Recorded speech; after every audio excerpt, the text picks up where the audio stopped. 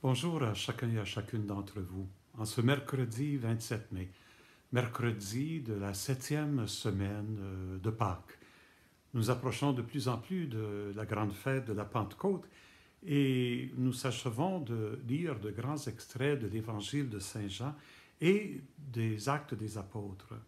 Dans les Actes, nous continuons la lecture de ce discours d'adieu de Paul aux anciens d'Éphèse, qui est un peu aussi son discours d'adieu à toutes les églises qu'il a fondées. Nous sommes au chapitre 20 des Actes des Apôtres. Nous lisons du verset 28 à 38. Hier, nous avons vu comment Paul a résumé un peu tout son ministère qu'il a fait à Éphèse, mais comme je le dis, dans les autres églises où il est passé. Et Paul a aussi évoqué ce qu'il voit venir, l'enchaînement, la captivité. Et maintenant, Paul va faire ses recommandations aux anciens d'Éphèse. Et ces recommandations-là, elles valent pour toutes les églises qu'il a fondées, elles valent aussi pour nous aujourd'hui. Alors, voyons ce qu'il dit. Il parle au chef de cette église. Veillez sur vous-même et sur tout le troupeau dont l'Esprit Saint vous a établi responsable. C'est intéressant. Hein? Si on veut être capable d'exercer le ministère qui nous est donné, je parle des prêtres, des évêques, qui avons ce rôle particulier de leadership, et aussi les laïcs qui travaillent avec nous dans cet exercice-là. Je pense aux agents et aux agentes de pastoral. Je pense aux nombreux intervenants et intervenantes en pastoral dans nos diocèses. Je pense aux responsables des différents comités, etc. Mais commencez par veiller sur vous-même. En d'autres mots, il faut être certain que nous-mêmes, on soit dans la bonne ligne, que nous soyons bien enracinés en Jésus si nous voulons être capables d'accompagner les autres. Donc, veillez sur vous-même et ensuite sur tout le troupeau dont l'Esprit Saint vous a établi responsable. Il faut comprendre que c'est l'Esprit qui fait susciter les chefs de l'Église et c'est l'Esprit qui les habilite à faire ce travail-là. Donc, n'oublions jamais, dans l'Église, c'est jamais une tâche comme dans une corporation ou une organisation. Comme le pape François aime le dire, nous ne sommes pas simplement une ONG spirituelle. L'Église est vraiment enracinée dans le mystère de Dieu. Donc, c'est l'Esprit qui fait susciter les chefs de l'Église et qui les établit dans leurs responsabilités. Finalement, il dit pour être les pasteurs de l'Église de Dieu, pour être les bergers. De la même façon que Jésus, il est le bon berger, nous sommes appelés à continuer son ministère d'être les bergers du peuple. C'est ça ce que Saint Paul dit. Moi, je sais qu'après mon départ, Paul continue, des loups redoutables s'introduiront chez vous et n'épargneront pas le troupeau. On dirait qu'il est en train de commenter la parabole de Jésus, où il dit, le bon berger, lui, reste fidèle à son troupeau. Lui, il ne se sauve pas si le loup vient. Le mercenaire va se sauver, mais le vrai berger, il va rester là pour défendre son troupeau si le loup vient à attaquer. Et là, Paul dit, oui, il y a des loups redoutables qui vont s'introduire et ils n'épargneront pas le troupeau. Et là, l'avertissement qui est un peu triste, même du milieu de vous, les chefs, surgiront des hommes qui tiendront des discours pervers. Pervers, pas dans le sens sexuel, mais des discours tordus. C'est ça ce que ça veut dire. Des discours tordus face à l'Évangile pour entraîner des disciples à leur suite. Ah, il annonce ou il prévoit des difficultés dans la communion de l'Église alors que les chefs eux-mêmes se divisent. Ça risque de diviser le troupeau. Soyez donc vigilants. Il revient, cette invitation. Veillez sur vous-même, soyez vigilants. Et là, il se donne un exemple. Souvenez-vous que durant 3 ans, nuit et jour, je n'ai cessé dans les larmes de reprendre chacun d'entre vous. Reprendre dans le bon sens du mot, aider à mieux comprendre, à grandir dans la foi, à inviter les gens à dire « peut-être faudrait voir ça d'une autre façon ». L'Esprit peut-être nous invite à aller par ici. Ce travail-là de toujours aider les membres de la communauté à mieux comprendre l'Évangile, à mieux le vivre. Paul n'a épargné rien, aucun effort. Alors, il dit, nuit et jour, il a travaillé comme ça. Vraiment, il se donne en exemple pour que les chefs qui le suivront, pour que les pasteurs qui le suivront puissent l'imiter. Et maintenant, je vous confie à Dieu et à la parole de sa grâce. Il a fait, on pourrait dire, ses recommandations. Maintenant, ce qui lui reste, c'est une prière. Je trouve ça beau de lire ça en même temps que dans l'Évangile, on est en train de lire la prière de Jésus le soir avant de mourir, quand il prie pour ses apôtres. Ici, c'est Paul qui prie pour ses chefs d'Église. Je vous confie à Dieu et à la parole de sa grâce. Quelle belle expression, hein? La parole de Dieu est une parole de grâce, une parole d'amour, une parole qui libère, une parole de beauté. Le mot grâce, il y a tout ça dans ce mot-là. C'est une parole qui fait vivre. Dieu a le pouvoir de construire l'édifice et de donner à chacun l'héritage en compagnie de tous ceux qui ont été sanctifiés. On va lire dans un instant, Jésus va parler de ça, de la sanctification des apôtres, la sanctification des disciples. C'est Dieu qui a le pouvoir de faire ça, de construire l'édifice et de nous donner l'héritage qui nous revient. Paul il dit, ce n'est pas vous qui construisez, c'est Dieu qui construit. Vous êtes les pasteurs, les bergers qui veillez à cette construction. Mais n'oubliez jamais le rôle de Dieu qui est le premier. Et encore là, Paul, il se donne en exemple une deuxième fois. Je n'ai convoité ni l'argent, ni l'or, ni le vêtement de personne. Il ne cherchait pas à s'enrichir aux dépens des autres quand il faisait son ministère. Vous le savez bien vous-même, les mains que voici ont pourvu à mes besoins et ceux de mes compagnons. Il a travaillé pour gagner sa vie. Donc, il n'a pas compté sur l'argent des autres. En toute chose, je vous ai montré qu'en se donnant ainsi de la peine, il faut secourir les faibles. Et c'est remarquable ici, il est en train de dire, oui, veillez sur vous-même, veillez sur votre communauté, mais n'oubliez pas les pauvres. N'oubliez pas les petits. Ce n'est pas une Église renfermée sur elle-même que Paul désire. Ce n'est pas sa vision. C'est une Église qui prend soin des petits, des pauvres, des faibles. Que l'argent chez vous serve à aider ceux qui en ont le plus besoin. Oui, il faut secourir les faibles et se souvenir des paroles du Seigneur Jésus, car lui-même a dit, il y a plus de bonheur à donner qu'à recevoir. Et quelle belle phrase pour conclure son discours d'adieu. De nous rappeler que le bonheur, il n'est pas à recevoir, à prendre pour soi-même, à chercher son propre intérêt. Le bonheur, il vient à chercher le bien de l'autre. Le bonheur vient en se donnant. Et ça résume presque toute la morale de Jésus, l'éthique de Jésus. Chercher le bonheur de l'autre, c'est ça, aimer l'autre. Je l'ai déjà dit dans un de mes enseignements, Saint Augustin disait « Aimez et faites ce que vous voulez ». Aimer dans le sens de chercher le bien de l'autre, d'abord et avant tout. Et c'est avec ces paroles-là que Jésus finit son discours.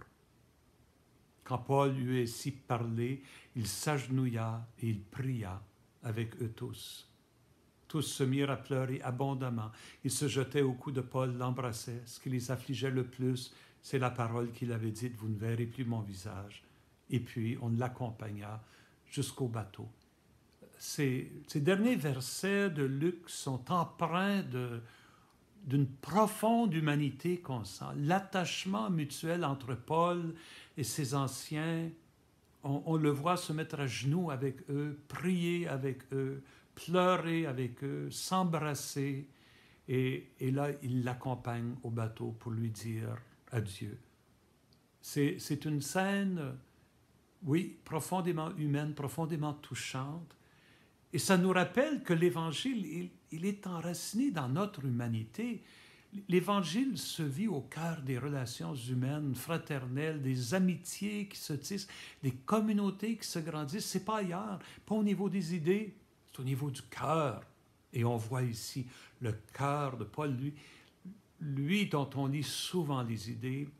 Ces phrases nous donnent d'avoir accès à son cœur de pasteur, et son cœur d'apôtre, un cœur qu'il faut désirer les uns pour les autres. Demandons au Seigneur ce don-là.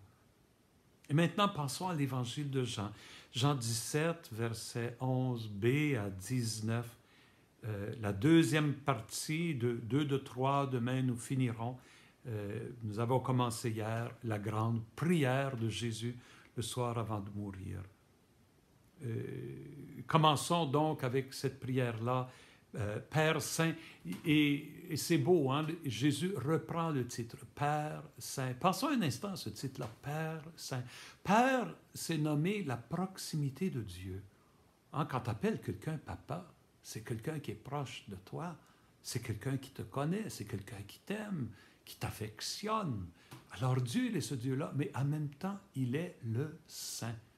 Et Saint vient en hébreu, ça vient d'un mot qui voulait dire séparé. En français, souvent, on va parler de Dieu comme le tout autre. Celui qui n'est pas comme nous. Non seulement il est différent, il est complètement différent. Il est l'autre, il est tout autre.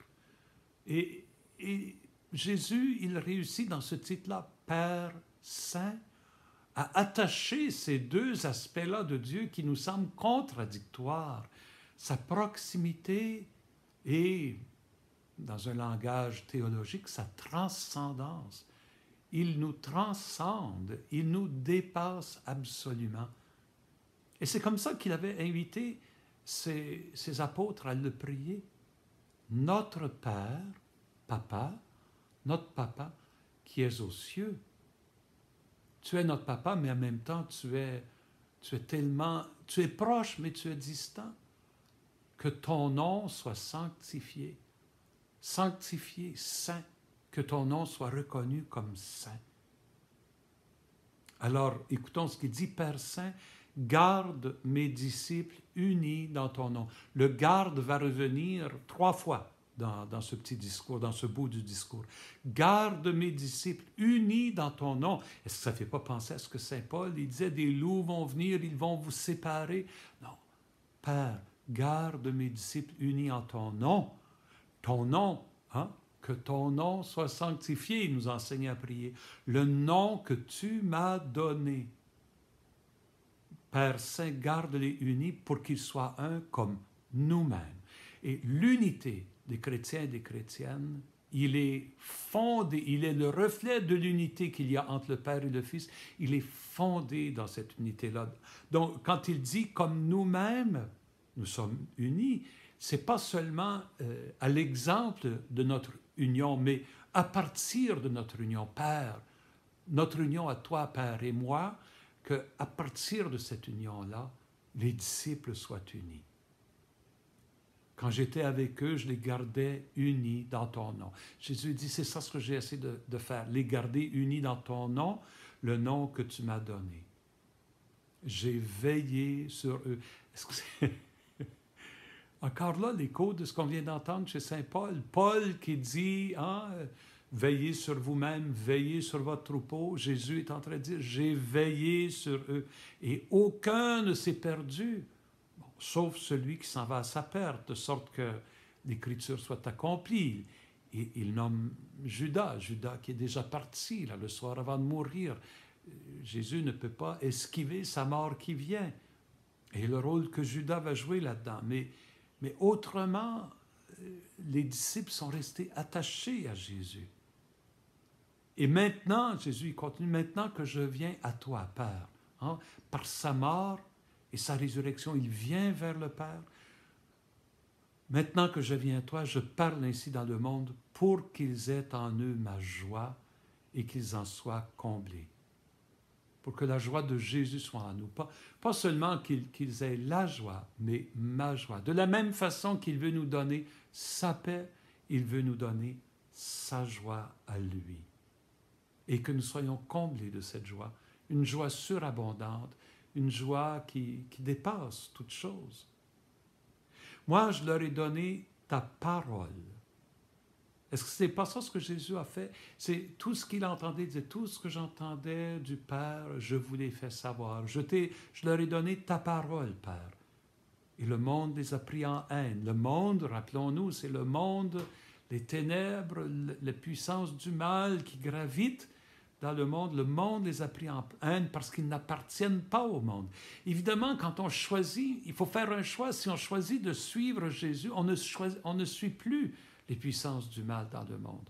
Alors, certainement qu'on va retomber de temps en temps, mais on choisit de suivre Jésus. Notre orientation est vraiment de ce côté-là. Et à cause de ça, il dit, les ténèbres nous prennent en haine parce qu'ils n'appartiennent pas au monde. De même que moi, Jésus dit, je n'appartiens pas au monde.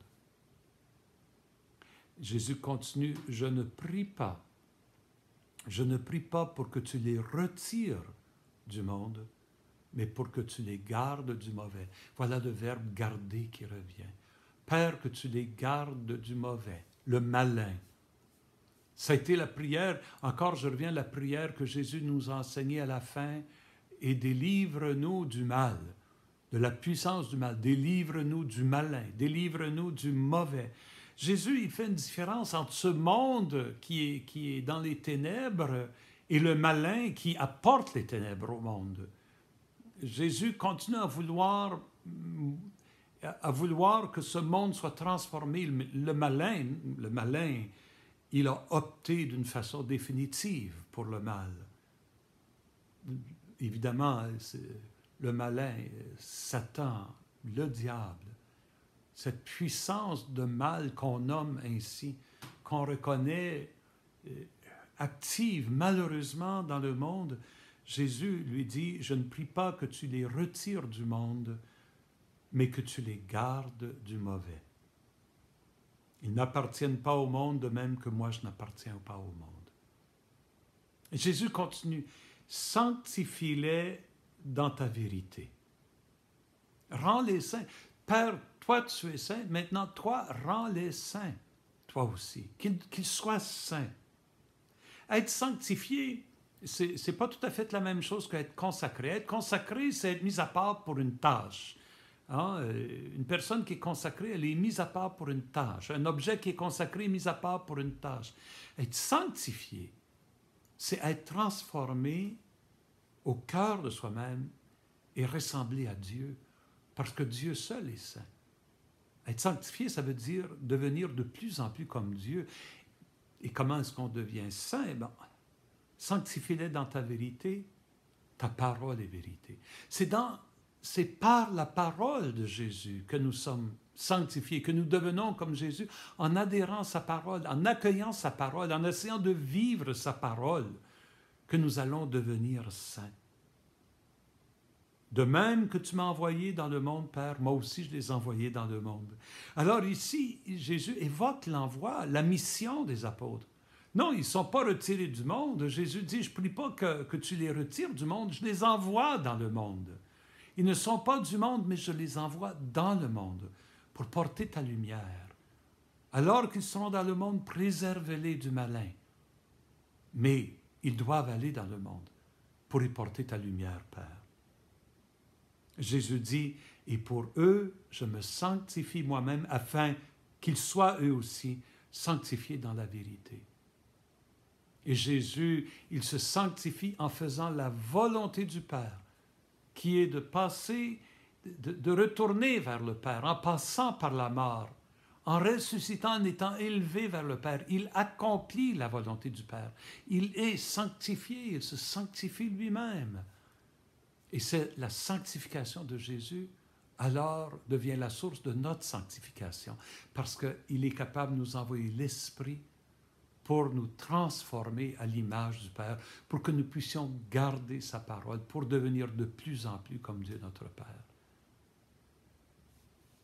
Encore une fois, je vous invite à relire ce texte de Saint Jean, à le prier, à le méditer dans les journées qui viennent. Parce que cette prière, Jésus, il ne prie pas seulement pour les apôtres le soir avant de mourir, il prie pour nous. Et nous voulons accueillir sa prière et nous voulons que sa prière devienne notre prière. Que notre prière soit la même que la sienne.